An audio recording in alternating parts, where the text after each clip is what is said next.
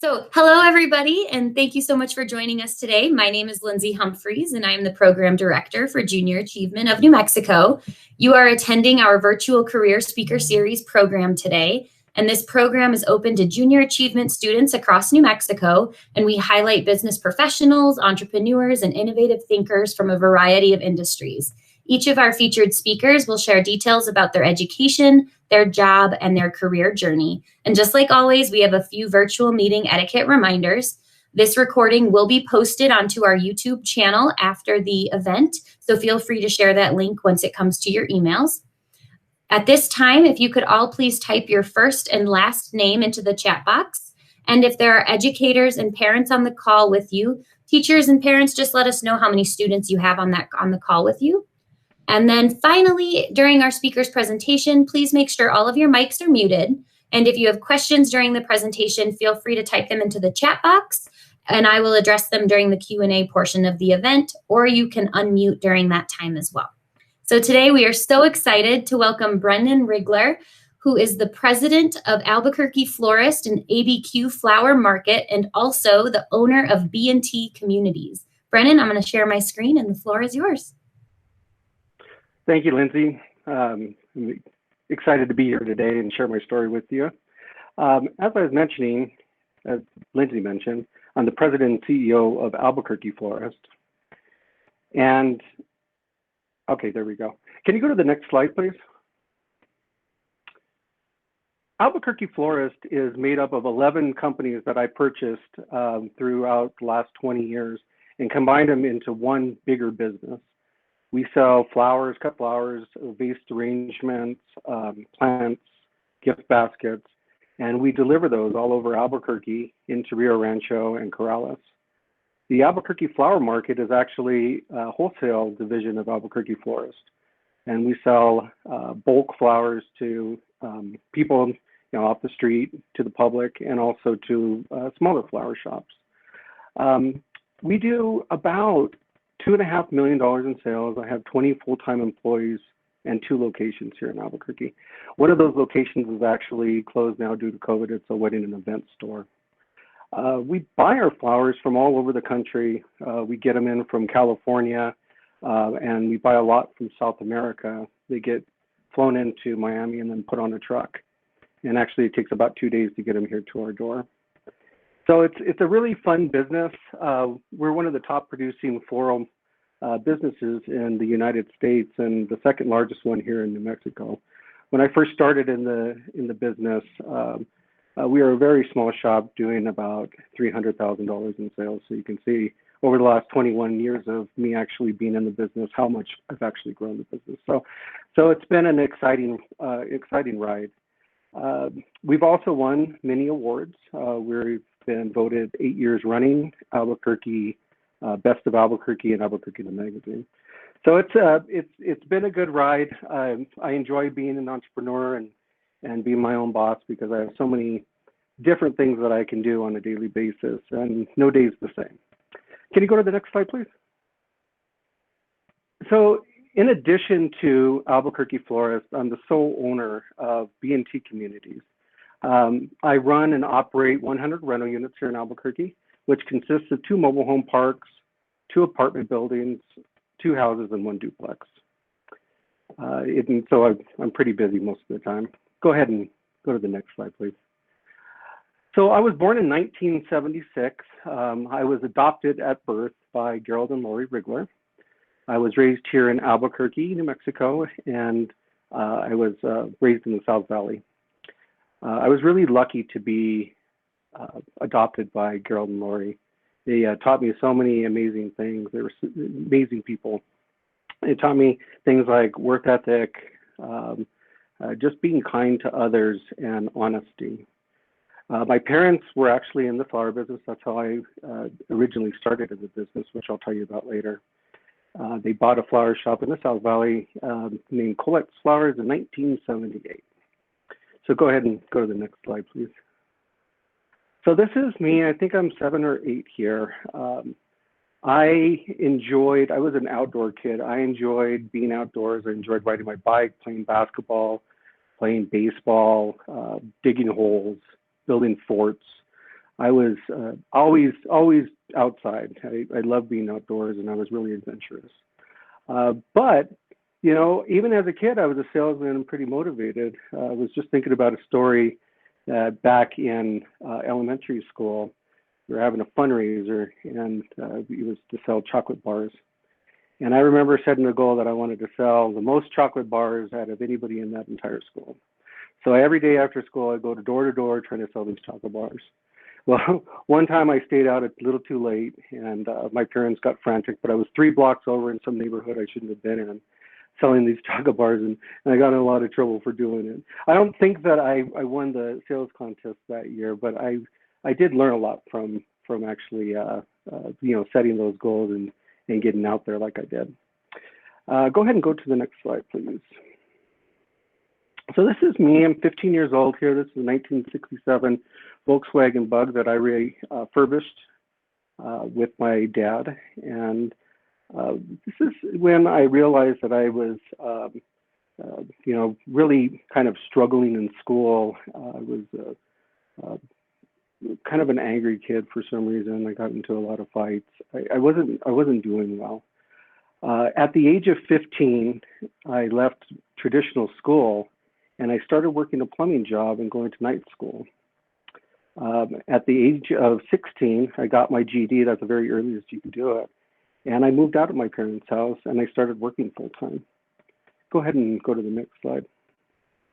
So I kind of started off early in life.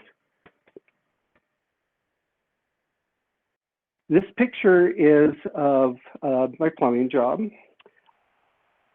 I started out as a laborer and I moved up to being a plumber's helper. And then eventually I went to the apprenticeship program, and that's to go ahead and get my license. This picture was in 1995 Mountain Home, Idaho. We're installing a heating and air conditioning system into a dormitory at a Air Force base. So I traveled around with this company, and I learned a tremendous amount that actually, you know, I use to this day. It's pretty interesting how you use those things. This is kind of when everything changed for me.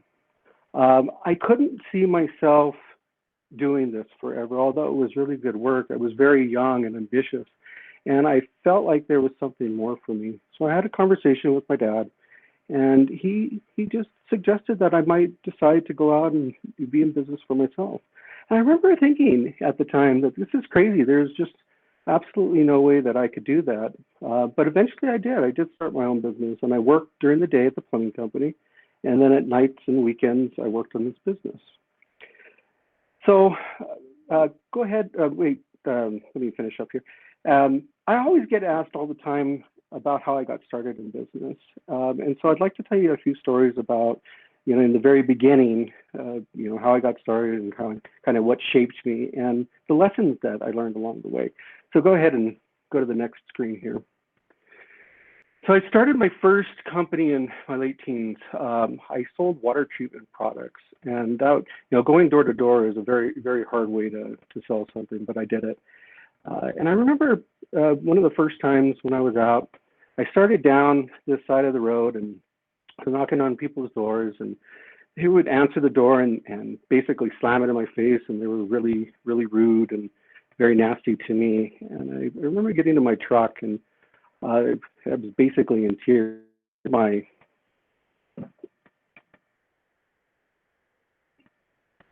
About that, I called my mentor Larry Brown, and I said, basically, I quit. This is awful. Everybody is mean to me. They just really can't do that. And he basically talked me off the ledge, and he stated to me, if you don't get out there and do this, you are never going to be a success in your life. And you know, it's going to be really hard, and you won't be able to achieve your dreams and goals. And I remember sitting there thinking to myself, you know, and I made a decision. I said, I don't care if I have to knock on 1,000 doors. I'm going to get out there and I'm going to do it, and I'm going to be successful in my life. So I did. I started off on the opposite side of the street, and lo and behold, everybody was pretty nice to me as I was walking through the neighborhood. I didn't sell anything that day, but they were nice to me at least. And I got back to the truck and I called Larry up, and I'm telling him, hey, everybody was pretty pleasant. And he said, well, why do you think that is? And I don't know, it was pretty weird. And so he said, it was you and your attitude and your determination. People pick up on that. And so what I learned from that day has stuck with me to this day, and that is attitude is everything. And it changed my thinking forever. So eventually that business failed. I learned, but the lessons I learned from it, I use to this day, so they were priceless. Go ahead and switch to the next screen here. After my first business failed, I went to work for my parents in the flower business. I had no intention of actually continuing on the flower business or making that a career. But I would always sit there and talk to my dad. I was in between things. I would sit there and talk to my dad about the ideas I had and of marketing and ideas that he could improve his business. And I ended up at a local convention where other florists were. And I got to talking with a lady, and I started sharing my ideas, sharing, my enthusiasm for, life and business in general. And little did I know she was a pretty big influence in the floral industry. So about a week later, I get this call from a gentleman, a local successful businessman, and he asked me to lunch. And basically, he was selling me on a deal. He had a flower shop. We had a flower shop. He discussed taking those two businesses and putting them together and working together, and he said he loved my ideas and asked if I would run the business. And so, that's how I got started in the business. But what I learned from that is just, if you put yourself out there and you're not afraid to express your ideas and your opinions and get out there and network with people, you never know who you're talking to, and you never know when that person might change your life, which, my life was forever changed from that point on. So just remember that the networking is one of the most important things you can do in getting out there and meeting people. Let's go ahead and get the next slide, please. So in my early 20s, I always like to talk about my real estate investing. I started in my early 20s. I purchased my first duplex, which is basically 2 units in one house. I lived in one half and I rented out the other half. And the renter actually paid the payment. So I basically lived for free. So, I thought, hey, my original plan was just that, just to have inexpensive living. But after, doing this for a while, I thought, hey, this would be a great business to get into, and I can make a lot of money at it. So I looked around, found some properties, came across a mobile home park that was run down, had 21 spaces on it and a house. And, I looked at that, but the problem was I had no money, zero money. They couldn't, you have to have money to buy things, is what I was always told. So I, 2 months go by, put it out of my mind, 2 months go by, and I find myself at a real estate investing seminar. And the real estate investing seminar was all about how you buy properties for no money and how to think differently and out of the box. And so that Monday, I actually went to the property and I called the phone number that was listed on the sign there.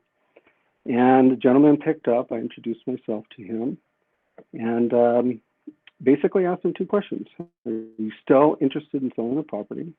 And the second one was, will you carry the note for me? Which is basically meaning that he would be the bank and I wouldn't have to go get a loan. And he answered yes to both of those questions. So that relationship that started way back when, actually, I ended up buying more properties from him as I moved forward in my career with investing in real estate. So what I want you guys to take away from that is never be afraid to ask for what you want. The worst thing that somebody can actually tell you is no, but sometimes you do get those yeses. And in this particular case, that's what I got. So what I'd like to leave you with today is, with the right attitude, networking, believing in yourself, and asking what you want from life, you can accomplish just about anything. So to remember to dream big and work hard. So we can take questions now if you'd like, Lindsay. The first questions from the chat box is, what made you want to be a florist? Well, I really didn't intend being a florist. I did grow up in the business. However, I had other aspirations. But it's funny where life takes you sometimes. So the opportunity in which was presented to me gave me that opportunity. And to this day, it's not really about flowers so much as it's about being in business for myself, and whether I'm selling, pencils or basketballs, I really enjoy being, kind of the master of my own destiny. Excellent. Thank you. Question from the registration. What is the starting point to owning your own business? It's deciding that you want to start a business, I think, and actually having the hustle to be able to do it. So have to have a good idea, and you have to look at it to where it can make money, because a business that doesn't make money is a hobby. So I think those are one of the starting places. Just come up with a plan and then deciding to do it. Thank you. Question from the chat. Is it a lot of work to manage the properties that you own and rent? So that's a good question. And in the beginning, it was a lot of work.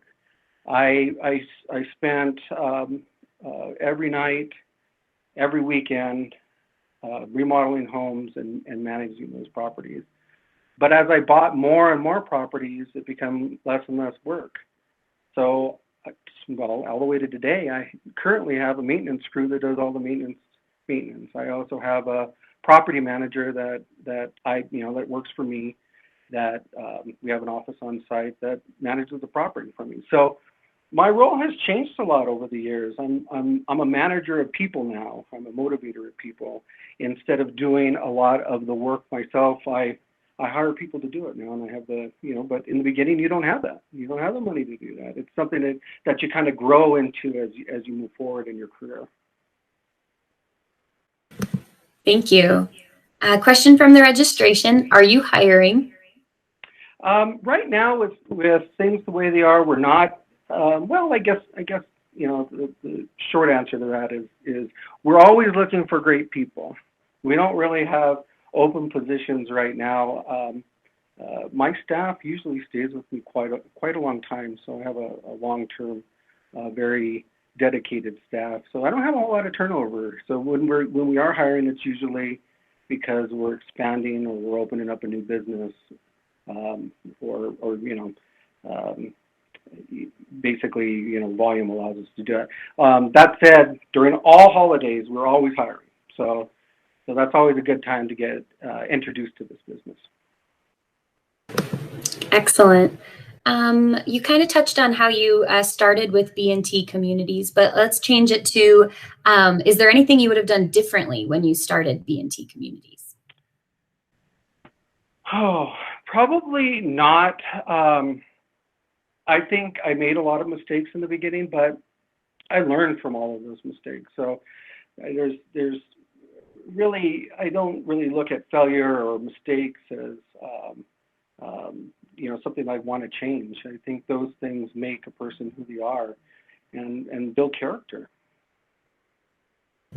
Great advice. Thank you. The question from the chat, what do you do with the flowers that you don't sell? Well, hopefully we sell all of them. So that's the plan, at least. Sometimes they do go old, or we have to throw them away. It's usually if it's to that point, they're really no good anymore. There's a certain lifespan of flowers. So sometimes we'll donate them if I've overproduced for a holiday, I might donate those flowers to retirement homes or hospitals. Excellent. Question from the chat. What do you like about doing business in Albuquerque? Well, I think it's a great community, and the community has really supported me. So I think there's, from the business community to individuals, it's a really loyal place to do business. Excellent. Question from the chat. How much money do you make selling flowers? How much money do I make selling flowers. How do I even answer that question? Average range of a florist. How much money do you make selling flowers? Anywhere from 5 cents on the dollar up to 20 cents on the dollar. And that's after you pay for everything. So overhead and flowers and staff to make the flower arrangements. Great answer. What would be the best advice you've ever received? Well, I shared a lot of the good advice that I have received, although I could probably be on this call for a day or so to share all the other advice I have. But the best advice is to believe in yourself and your attitude. Attitude is everything. Excellent. Thank you. I know you said that your day-to-day is not usually the same, but could you, for the students on the call, give an overview of maybe each of your companies, what the day-to-day would look like? Well, they're all the same, and I meet with my key leaders that are in charge of making sure that the day's tasks go on. So I mentioned to you that what I do on a daily basis has changed, and what I do now is mentor my staff, and I'm here if they need me, if they have questions, and I guide them.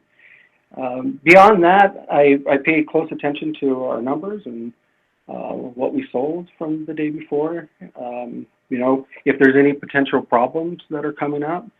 So I do very little that I used to do. And I take great enjoyment with working with others now, and that's really what I love doing now is making other people successful. Excellent. One from the chat. My student would like to know if anything has ever gone wrong with any of the orders, and how did you handle it? I wouldn't say always, because I don't want you to think we screw up all the time, but when we're dealing with a high volume business, we sell probably, we're doing like 130 deliveries a day. So there's bound to be something that goes wrong. And I think that that's a great question, because when I'm talking to my staff and training my staff, it's all about how you handle that once something does go wrong. So I've always taught and believed in making things right. So no matter what happens, the customer is always right, and either basically ask them, what is it that I can do to make this right? So whatever the situation is, it can always be rectified like 99.9% of the time, whether it's sending a new bouquet out or sending a different arrangement if they just didn't like the color of this particular flower. So I just really think it's important to keep that in mind and ask the customer and then go out of your way to make sure that things are correct. Excellent. Thank you. Would anybody, I just want to give this opportunity to unmute if anybody would like to ask a question. Otherwise, we will wrap it up.